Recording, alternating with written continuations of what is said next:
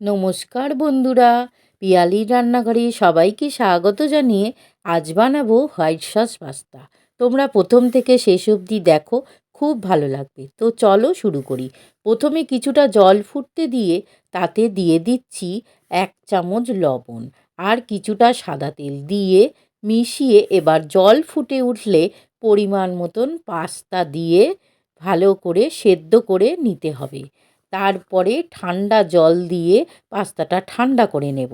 এবার কড়াইতে 2 চামচ বাটার দিয়ে বাটার গলে গেলে 2 চামচ ময়দা দিয়ে খুব ভালো করে নাড়াচাড়া করে লাল করে ভেজে নিতে হবে।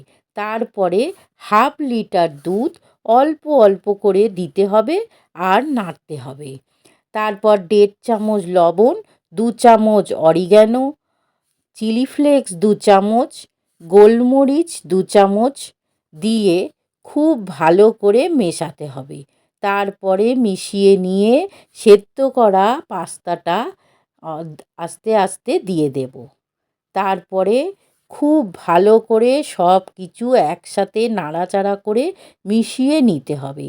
তারপর চিজের কিউব গ্রেট করে একটা আমি দিচ্ছি, তোমরা 2টো দিতে পারো, যত দেবে তত খেতে ভালো লাগবে।